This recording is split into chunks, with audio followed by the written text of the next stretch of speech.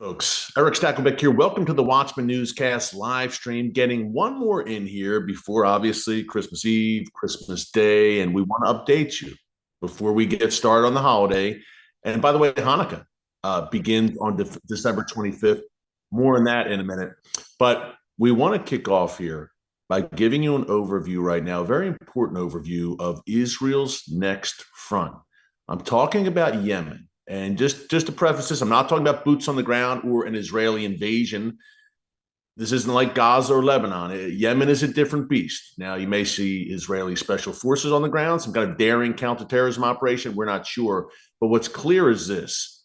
The Houthis have passed the point of no return with Israel, and Israel needs to act decisively. And I've been saying this for months, most likely against, at this point, Houthi leadership. Folks, needless to say, the Houthis are not getting the memo because Israel, over the past few months, in response to a constant barrage of Houthi attacks, over 200 ballistic missiles launched at Israel over the past 14 months, close to 200 drones as well, including today, this morning, the Houthis launched from Yemen, which, by the way, is about 1,000 miles south of Israel, hugging the Red Sea coastline.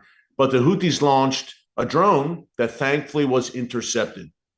But that followed a ballistic missile attack by the Houthis that struck southern Tel Aviv, Jaffa, on Saturday, 2 days ago, and wounded 16 Israelis.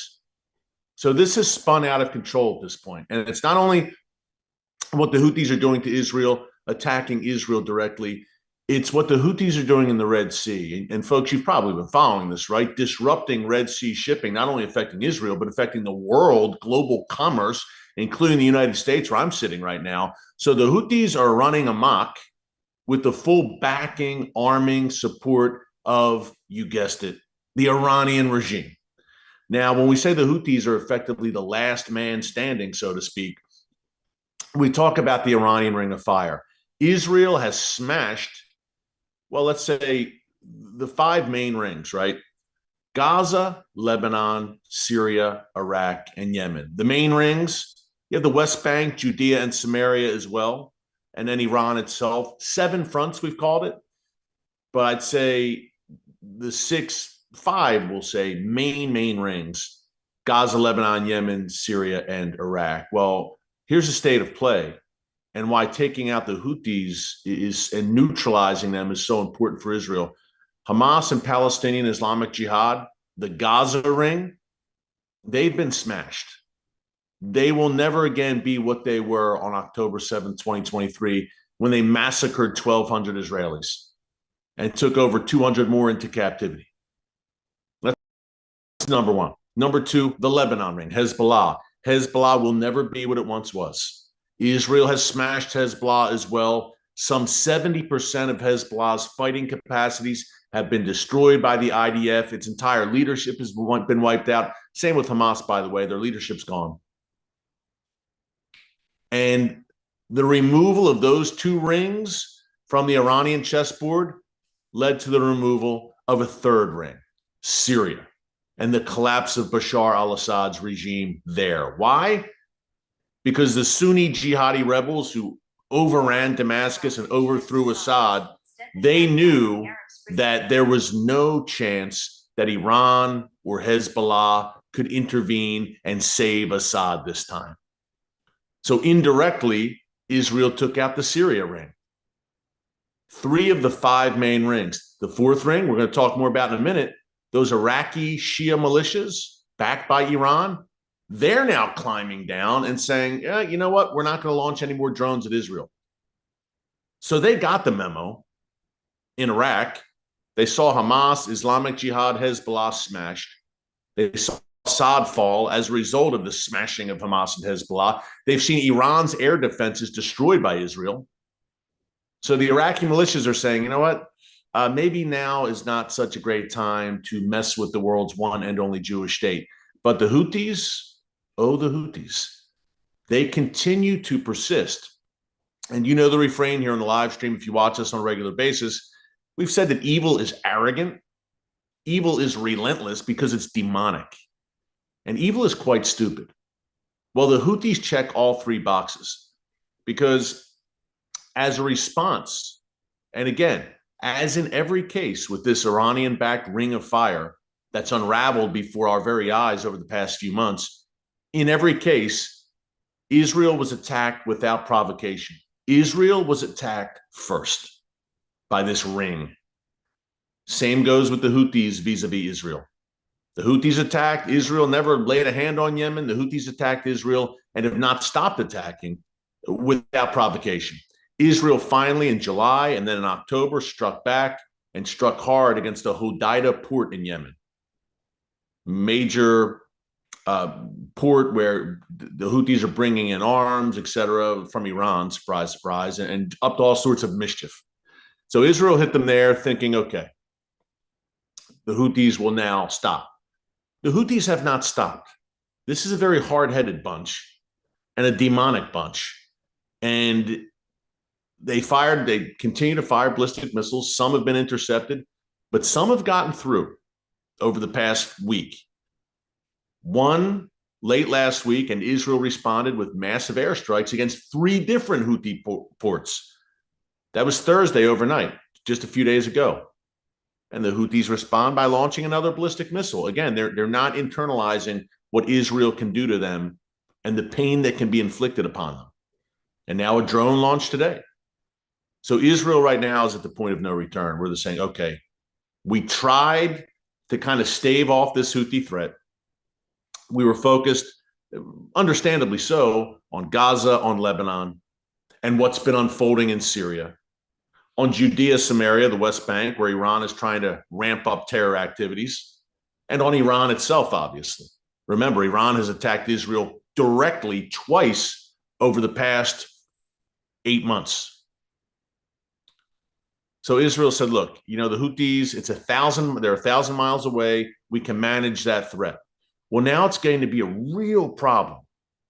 In July, the Houthis killed an Israeli when a drone they fired struck an apartment building in Tel Aviv. Now they've wounded 16 Israelis with a ballistic missile. You can't have incoming ballistic missiles in one of your major cities, Tel Aviv. Some 75% of the Israeli population lives in and around that Tel Aviv metropolitan area. It's unacceptable. It's a non-starter. So if airstrikes on ports aren't working, Israel's probably at the point, and I said at the top, not boots on the ground, we're not talking about that, but Israel is probably at the point where they're saying, okay, if taking out the arsenals isn't working, then we need to go to the head of the snake. Now, the ultimate head of the snake lies in Tehran. More on that in a minute. But who are the heads of the Houthis? Who are the decision makers who are essentially pushing the buttons or having their minions push the buttons and launching these drones and missiles? So Israel's going to need to take direct action against the Houthi leadership. I've seen this coming for months because, again, they're not standing down. Here's what Israel Katz, the defense minister, said just today. I'm going to read this straight from the Jerusalem Post. One second here.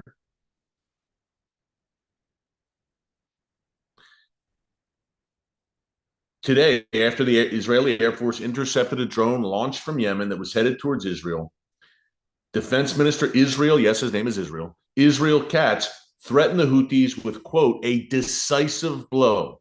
Again, I said Israel's past the point of no return. Israel's not playing games at this point. It's unacceptable what's happening with the Houthis, and they're going to be dealt with.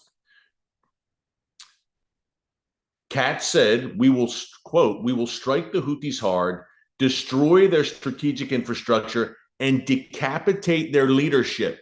Underline that, folks. Decapitate their leadership, just as we did to Haniyeh, Sinwar, those are the Hamas leaders, and Nasrallah in Tehran, Gaza, and Lebanon. We will do the same in Hodeida and Sana'a. That's 2 Yemeni Houthi strongholds. So Israel is saying, you know what? We had the hybrid model against Hamas and Hezbollah. We destroyed their infrastructure, their military infrastructure, and we took out their leadership. In the case of the Houthis, we've destroyed their infrastructure, but we haven't laid a hand on their leadership yet. So what's that going to look like? Because this is now the next front. It's a front Israel, understandably, didn't want to have to deal with. They were hoping the Houthis could be contained and managed, but that's clearly not the case. And the world should have nipped this in the bud months and months ago, after October 7th, when the Houthis began their shenanigans in the Red Sea, hijacking ships, harassing shipping, launching drones and missiles at U.S., British ships. The Houthi leadership should have been decapitated long ago. But again, the dirty job falls to Israel. Isn't it always that way? Things that should have been dealt with by the free world, and in particular Western powers, who don't have the backbone anymore to do it, it falls to Israel to, again, take care of the dirty work. Now, I think come January 20th, when Donald Trump gets in office, it'll be a new day in that regard, where Israel will actually have a reliable leader that it can lean on and be shoulder to shoulder with, who's not playing games. But for now, in the past 4 years, what we've seen out of the U.S. government, I'm sad to say, and out of the Western world in general, has been craven weakness and appeasement. There's no other way to put it. And Israel's kind of been on an island fighting the good fight, the first line of defense for Western civilization. To give you an idea of what we're dealing with, Biden administration officials recently traveled to Syria to meet with the new jihadi, quote unquote, rebel leader of Syria, Mohammed al-Golani, the leader of Hayat al-Tahrir al-Shams, HTS for short, which is the main jihadi fighting force, al-Qaeda linked, that's now running a chunk of Syria. Now, there had been a $10 million bounty on his head by the United States after meeting with him, and now he's wearing a suit and tie. How slick. And Western mainstream media and Western diplomats are so naive that they're falling for it. But he's wearing a suit and tie, and he meets with Biden administration officials, and he says all the right things. And what do? They immediately drop the $10 million bounty on his head. Not only that, Biden administration officials are reportedly saying to Israel, hey, you need to play ball with these guys. You need to have a relationship with al-Golani in Syria. Trust him. And Israel's saying, yeah, not so fast. So we'll see what materializes there. But I say all that to say, you see what Israel is dealing with here? The naivete, the weakness, the wishful thinking. Well, I'll tell you what, Israel's in the world's toughest neighborhood. And Israel doesn't have the luxury of wishful thinking and wishing things away and pretending and hoping that evil men will change their spots. Israel, again, does not have that luxury. Israel needs to employ peace through strength. And I think we're about to see that in Yemen. I'm going to break that down a little bit more, what that's going to look like. Also, this development out of Iraq, where it's a pretty big deal, folks, where these Iranian-backed militias are saying, hey, I don't want to say they're waving the white flag, but they're saying for now, we're going to leave Israel alone. A wise career move, I would say, for them. But we'll break that down more in a minute. Before we do, be sure to subscribe, of course. Click the notification bell so you get alerts every time a new video is posted here. And unless something really huge happens, tomorrow, Christmas Day, we'll be taking the days off there. For sure. And we wish everyone just a blessed Christmas. Have a great time with your families, your loved ones. And Hanukkah, happy Hanukkah, Chag Sameach to all my Jewish friends around the world. Hanukkah kicks off pretty cool. It converges with Christmas this year. The first day of Hanukkah is the night of December 25th. So a special time for a lot of our viewers right now, of course, and we wish you guys all the best. But be sure to subscribe. And secondly, I mentioned a special time for the Jewish people in the land of Israel with Hanukkah, of course, upon us. Well, for many Israelis, this will be a very tough Hanukkah.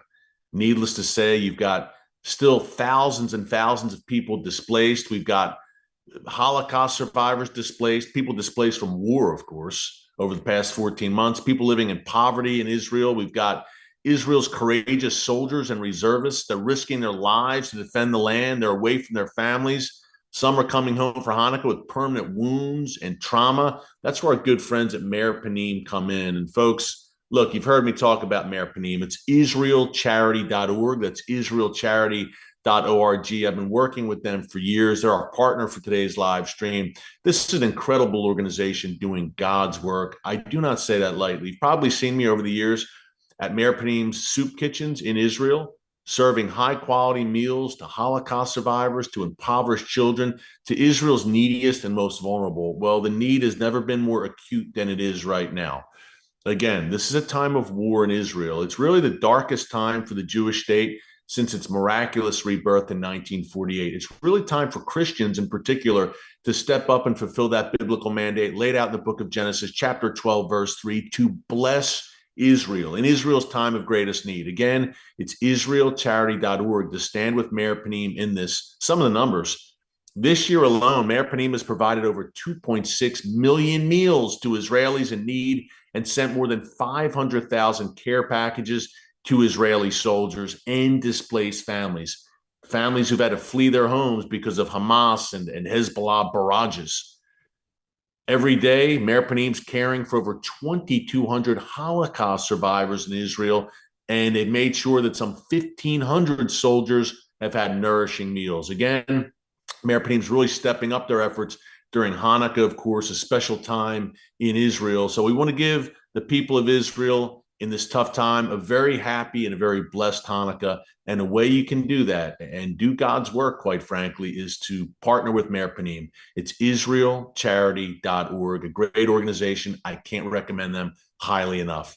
And will Israel partner with, say, the United States on some upcoming very important operations against the Iranian axis? Well, you can count that out over the next 4 weeks until January 20th. I say that in the future tense, looking ahead, because 4 weeks from today, and it really can't come quickly enough, Donald Trump will be inaugurated as the 47th president of the United States. And I know that Israel is looking to that very strongly. We see reports today that the Biden administration is warning the incoming administration, the Trump administration, that, hey, look, keep an eye on Iran because they may decide to break out and acquire the bomb, or at least try to acquire nuclear weapons. Newsflash. And it's so interesting to me that the Biden administration is warning the Trump administration about this. When the Trump administration, in its first go-round, up until 2020, January 2021, I should say, had a maximum pressure campaign against the Ayatollahs that was squeezing the Iranian regime. The Biden administration came into office and employed a strategy of appeasement and weakness.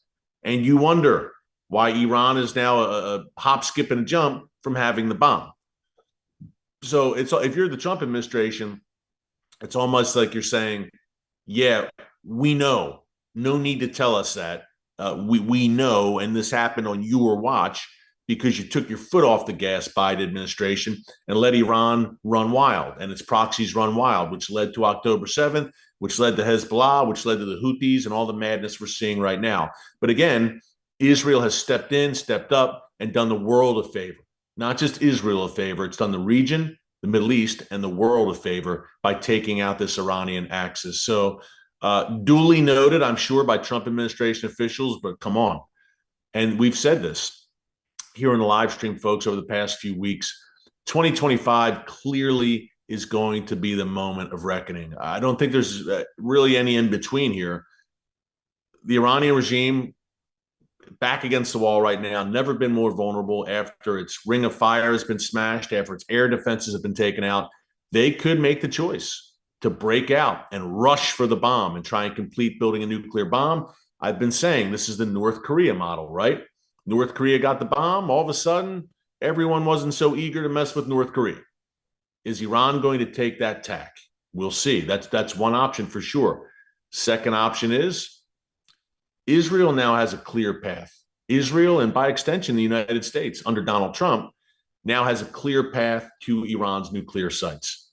The air defenses in Syria have been destroyed over the past 2 weeks. The air defenses in Iran have been destroyed. That happened on October 26th when Israel responded. Again, responded. It wasn't a preemptive thing. Responded to an Iranian ballistic missile barrage against Israel. Israel said, okay, tit for tat, we'll destroy your air defense systems. And by the way, Israel also destroyed in that October 26th strike a secret Iranian nuclear research facility. Syrian air defense is gone. Iranian air defense is gone. Ring of fire weakened severely to the point they can't muster much resistance. So what you have is Israel saying, if we want to strike Iran's nuclear weapon sites, never a better time to do it than there is right now. And with Donald Trump, in the very least, just green light Israel doing that. Of course, Joe Biden, their heads would explode, the Biden administration, if Israel did this in the next 4 weeks. But it seems that that moment of reckoning is coming. I don't know that there's any in between those two options I just laid out.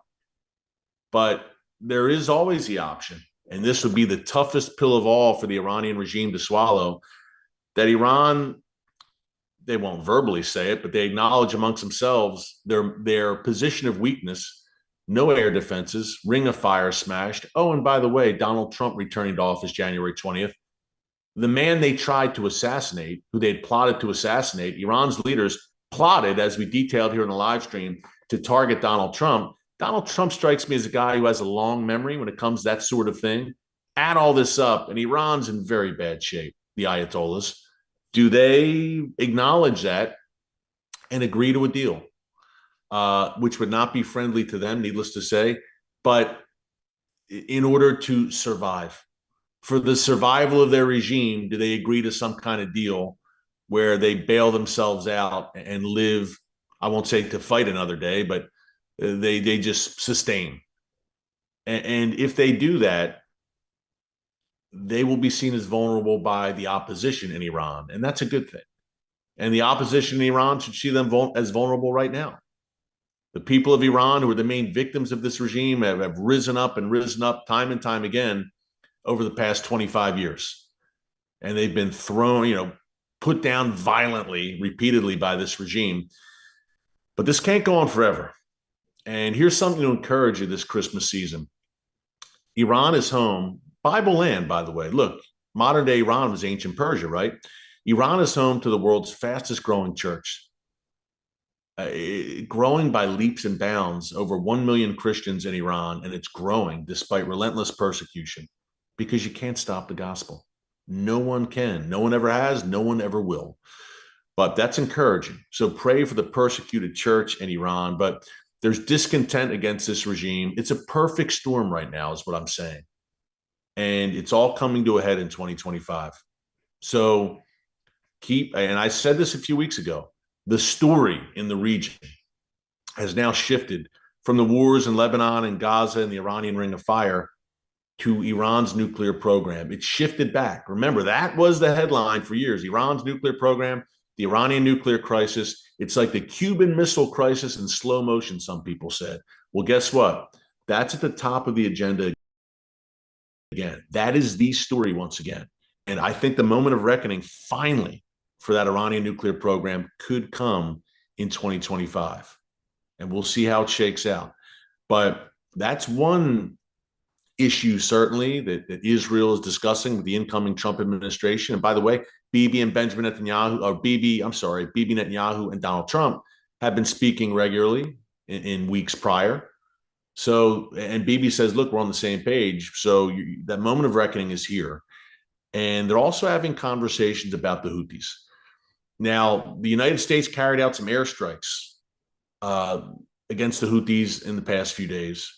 But there have been airstrikes carried out over the past 14 months by the United States and Britain, and it hasn't done the trick.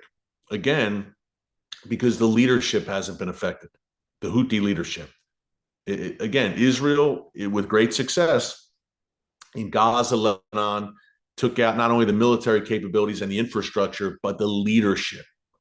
Hamas and Hezbollah were suddenly rudderless. Well, the Houthis haven't felt that pain yet, but I think Israel, a minute ago, I read those quotes by Israel Katz, the defense minister, and I think Israel is at that moment. Here's what Bibi Netanyahu said. And also keep this in mind, according to some reports, Houthi leaders have already gone into hiding because they know. But here's what Bibi Netanyahu said over the weekend about it. He vowed an escalation from the Jerusalem Post. I'm sorry, from the Times of Israel. He vowed, I'm just reading this straight off my phone, that's why I'm looking down. He vowed an escalated fight against the Houthis, as some Israeli officials encourage a direct attack against Iran. Why? Because Iran is the puppet master.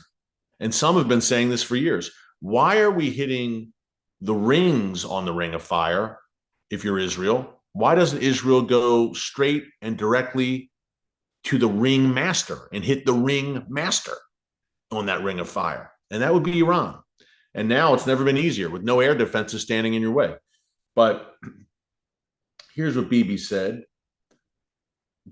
He said, the U.S. and other countries like us see the Houthis as a threat, not only to world shipping, but also to world order. Very true. Just as we acted forcefully against the terrorist arms of Iran's evil axis, so we will act against the Houthis with force, determination, and sophistication, Netanyahu said. Now, sophistication is pretty interesting because I can't think of a more sophisticated, ingenious operation than what Israel carried out on September 17th of this year with Operation Exploding Pager against Hezbollah in Lebanon. So it's going to be interesting to see what Israel pulls off against the Houthis. And again, it may not be today or tomorrow, maybe a week, maybe a few weeks. But eventually the Houthis, I believe, will, if not completely silenced, will be weakened severely. And those missiles and drones and ship harassments in the Red Sea will become less frequent. Let's just say that, because Israel now has turned its attention to Yemen and is saying, okay, we've taken care of the other rings. This Yemen ring is becoming a thorn in our side. We have to do something about it. Speaking of the rings, this is interesting. I mentioned this at the top. When we talk about it's amazing. Folks, think about this. Over the past few decades, Iran has invested countless billions of dollars in building up this ring of fire. Now their entire strategy has unraveled before their very eyes in a span of a few months. And I've said it many times, these proxies on October 7th and in its aftermath signed their own death warrants when they attacked Israel without provocation. They chose unilaterally to attack Israel. And now they're reaping the whirlwind. And Israel has unleashed hell upon their demonic heads. But now the Iraqi militias are saying, we might not want any of that.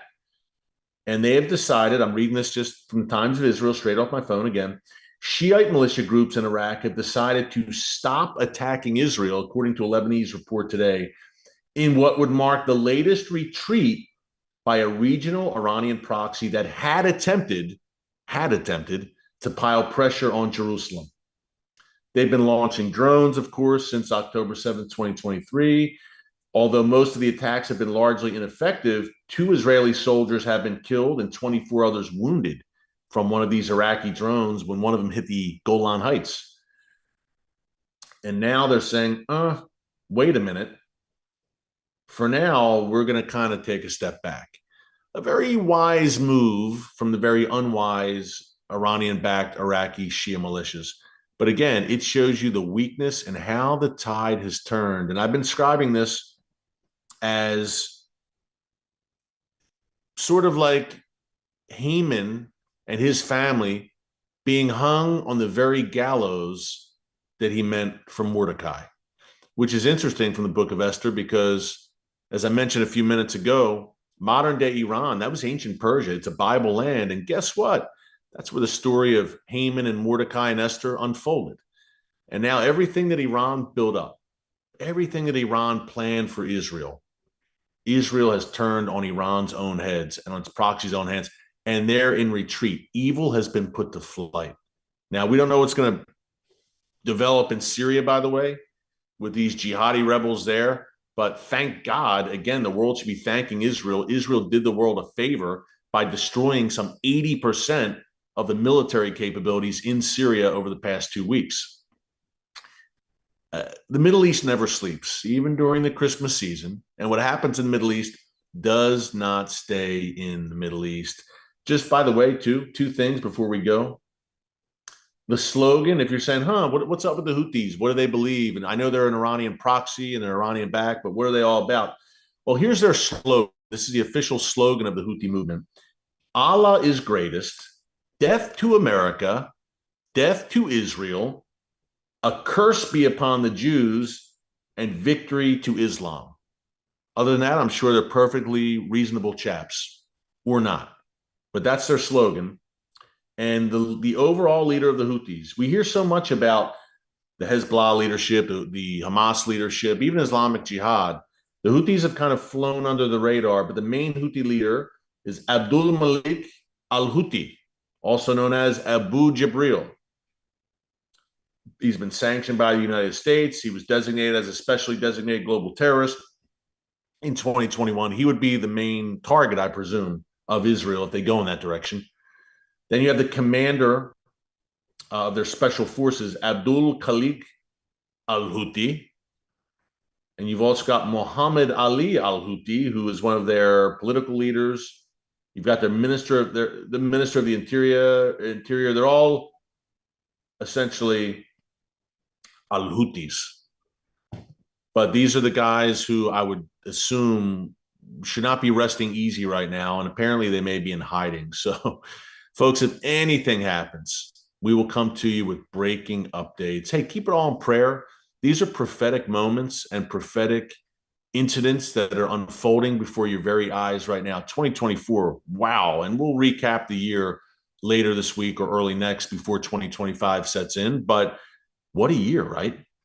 I mean, and for Israel, the year started one way and man, it ended another way. And same for the United States. And we've got a lot of issues in this country. You might have seen Joe Biden pardoning people, pardoning murderers today. That's a whole other story. He seems determined, he and his administration, to just take the U.S. out over the next 4 weeks in a blaze of disgrace. But thank God a new sheriff will be in town on January 20th, and we'll talk more about that. But momentous times. Don't underestimate the times you're living in. Keep it all in prayer. Prayer works. God Almighty, through all the madness, is still on the throne. So be encouraged. Hey, Merry Christmas. Happy Hanukkah to everyone. If I don't talk to you before, say, December 26th, Merry Christmas. Happy Hanukkah. But rest assured, if something big happens, we're coming to you. But in the meantime, God bless. Enjoy celebrating the birth of our Savior with your loved ones. God bless you. And remember, never hold your peace. Hey, everyone. Thanks for checking out the Watchman Newscast. Make sure you hit the subscribe button so you never miss an upload, and tap the bell icon so you're notified every time a new video is posted. And don't forget to share your thoughts, insights, and comments below. Thanks for watching. We'll see you back here tomorrow.